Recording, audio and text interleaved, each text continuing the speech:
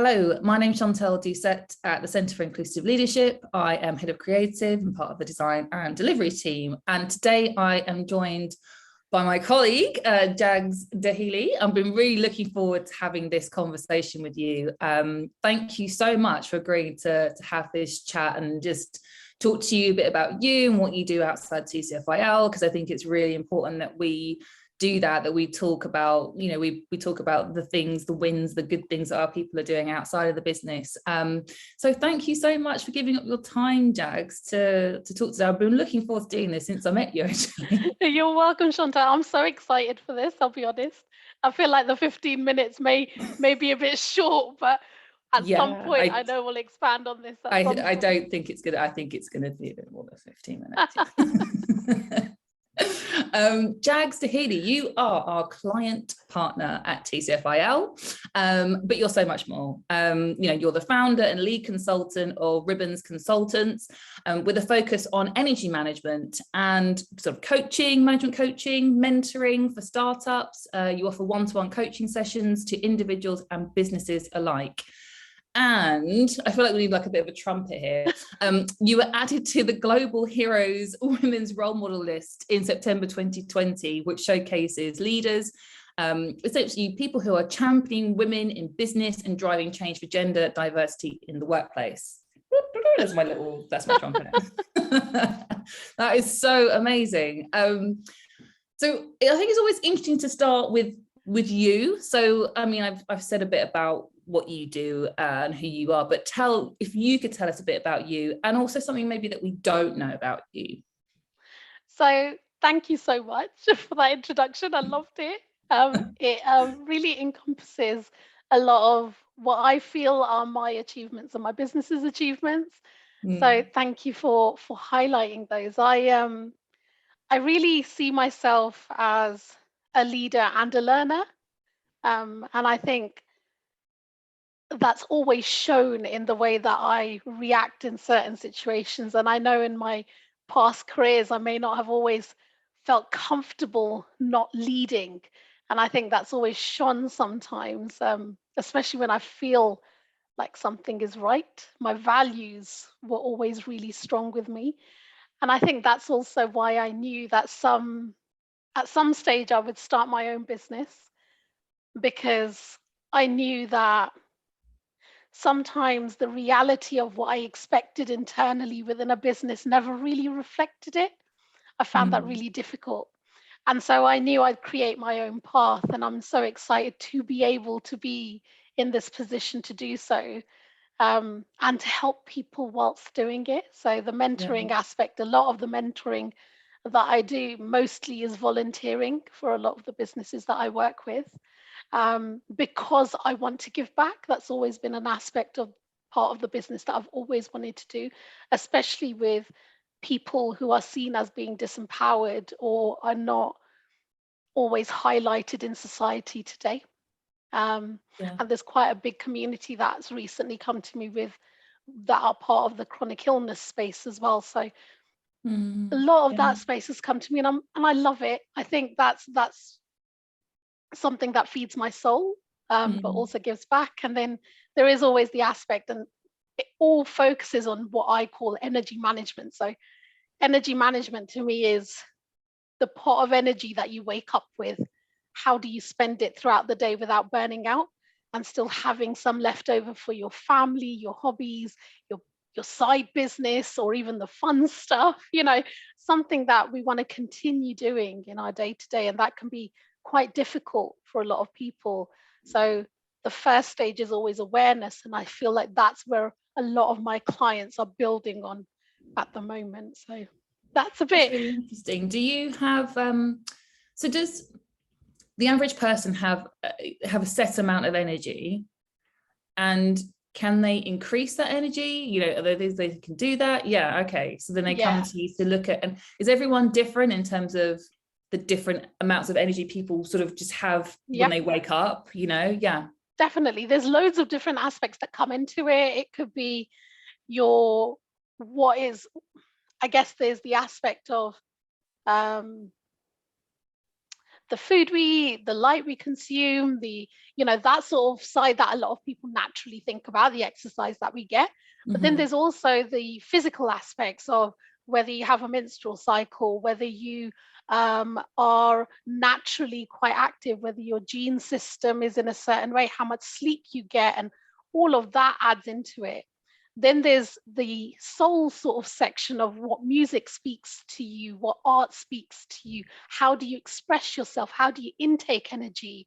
And there's a lot of different types of aspects I go through with my clients. And I think the tangible aspects of energy management and productivity is what I currently focus on, but there will be a huge focus and shift into that spiritual aspect as well. And that's what I'm really excited to see in the next couple of years with the business.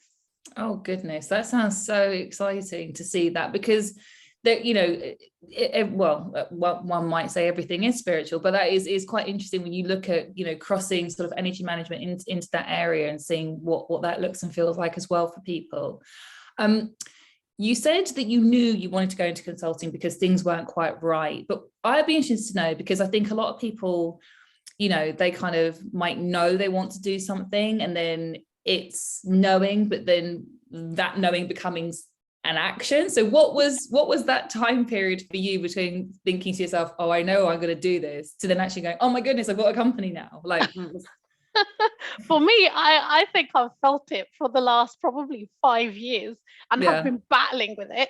And it never came to tangible. It never became tangible probably until like around 2 years ago, where I fully put my plan into place and was like, this is my end point of corporate work that I want to do full time. And then I knew that I'd have a certain break point. So I did a 12-month contract, and I was like, at the end of that 12 months, I'm starting that business all in.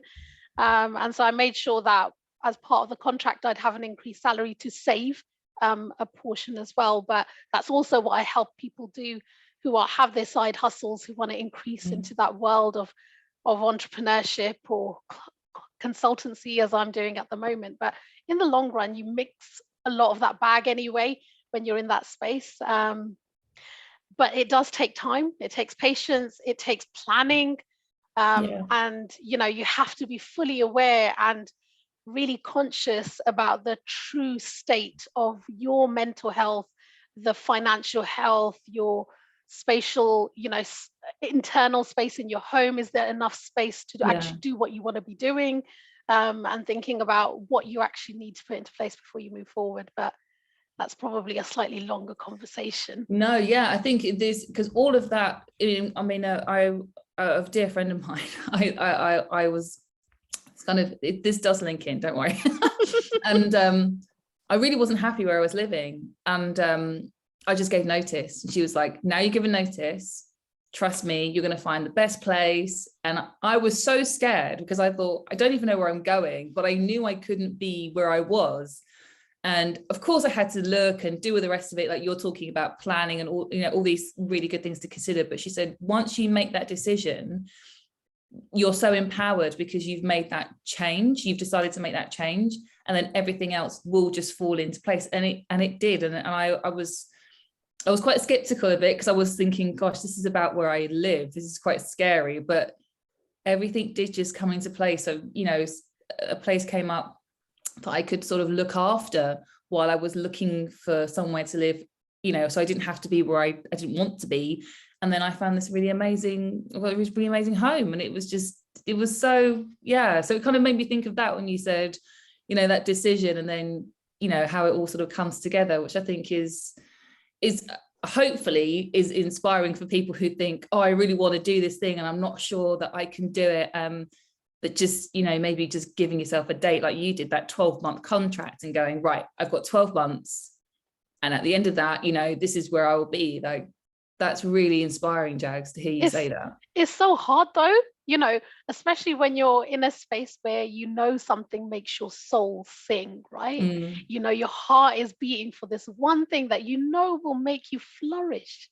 And I think sometimes it's so difficult in society when we've got so much that sits on us, all this stress and all these external messages that come at us, that sometimes we forget that we have an intuition internally within us that's telling us that Mm. there are certain things that are right for us. And that's also an aspect of the spiritual aspect, which I'm going to be bringing into the business, is reconnecting with your intuition, Yeah. finding ways to silence some of those external messages and help find some internal ways to connect with your intuition, because that is what will help you find your true passion and purpose and meaning about what you're going to be doing in life. Well, they say that the body knows before you do, essentially. Yeah. So that's really, that intuitive piece is really strong for that. I think that's all linked. Wow. Looking forward to hearing more when you develop what that's going to look like. How did Ribbon start? Who came up with the name? And what was the goal, the vision? So I laugh because my husband may watch this or listen to this at some stage, and he's probably you have to give him credit. Is he? He's definitely getting credit. Right, okay. So before I started Ribbons Consultants, I batted around a couple of other different business ideas. Like I said, I always knew I was going to be in business, but never knew specifically for what at that point. And so I think I had like a gift wrapping service, which was raspberry ribbons, and like, so all these little things, and they always had the word ribbons in it. And he was always like, keep the brand consistent. He's like, you need to have a link between them all. And so he's always the one who's brought ribbons into it. And I think for me, when I think about the word ribbons, I always think either at the end of a race when you run through a ribbon and you're celebrating that joy, but also the surprises, the little boxes and surprises that you open. And I love that feeling. And I feel that a lot of the coaching experiences my clients go through, they get a lot of that feeling, that moment of just joy and that feeling of finding the unknown or the answers that they've been looking for. And I think that's so important, especially right now. So that's where the name came from. And it came from my husband, fully. Sonny, I know you're listening. Well done. Another trumpet. Yeah. So that's where the name came from. And it started from a lot of exploration with other little tinkerings that we did with other business ideas. Oh, wow. What was the goal, your vision when you started it initially? My thing has always been, I want to help people. Mm-hmm. And I've known that since I started my career in learning and development, even when I was store managing. And, at those times, I was like, all I wanted to do was help the people that were part of my team. And I've always known that's what I'm here to do. But as you get into your path a bit further down the line, you start to solidify exactly what that means. And so for me, the business started off for a space to be helping people understand and increase awareness around their energy management, about understanding those patterns that we have, the cyclical patterns that are within all of us. But also it's now transforming into creating really tangible tools, because I did some studying with the Neuromindfulness Institute for my coaching qualification. That community has helped me so much, but also provided me with some fantastic tools that I help my clients with. And then there's the aspects of that's linked to neuroscience and mindfulness techniques to help you through certain situations. And then there's the other aspect, which is a lot of intuitive stuff that I work with that has helped me, that have helped a lot of my clients and people in my communities that I'm sharing as well. And that becomes more linked to that spirituality side. So for me, it's always been about helping people, but also finding ways to disrupt the system of information. So people may think that, I charge for everything that I create. All of my information is available for free on my website, Instagram. All the sessions is me guiding you through those. So mine has never been about you're coming to my session for this specific piece of information, because you'll get it in the session. It's more about, let me guide you on how this piece of information can help you as an individual. And that's how it changes. So I will never withhold anything that I find. It will always be available to everyone. What I do is I help you as an individual get through that journey. I was going to ask you, because I was thinking energy management, you probably get people saying burnout, but I was like, maybe they don't. Like, what's the most common thing you get asked? Is it that? It is normally linked to burnout. So how do I stop burning out? Because there's a lot of people in cycles of that at the moment. And those are very individual journeys. So usually it links to how much time that they're spending focused on everything external to them and not internal. It could be the types of food they're eating, the energy patterns that they're having in the day, whether they're finding any time for themselves.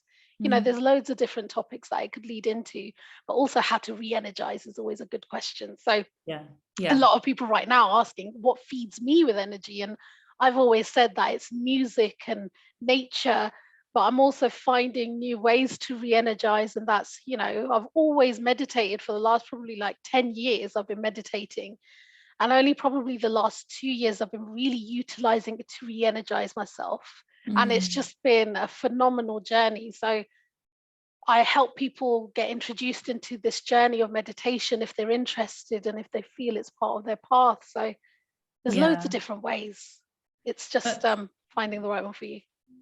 Yeah, that's really great. And it's, I think meditation is quite interesting because, you've got so many different types of meditation. And I've been doing probably for about the same time as you as well. So, different things will work at different times and different seasons. But if I want to, if I realize I'm sort of in a bit of a fog, I think, I haven't done a chakra cleanse. Yeah. That might sound a bit funny, but if I just do those chants, and I do, then I'm like, I feel really awake. All of a sudden I'm like, I didn't do that. And it's almost like something I've got to do, every week, every couple of weeks, just to sort of fine tune what's going. I don't know. It's funny. I've just noticed it recently. Definitely. All of those make sense. All those little things really add up. And I've even had to, because I'm on a sort of a transformational journey at the moment myself with my own energy, I have to put reminders in my calendar, make sure I have an immersive bath, make sure I do a meditation, because if you immerse yourself in water, I know our baths aren't big enough to go full in, one section at a time, all the way to the top of your head. That will help cleanse your full energy that you have. So I do that once a month to make sure my energy is as clean as possible to remain energized throughout the month. But Jagz, do you do the ice bucket? No, wait. No.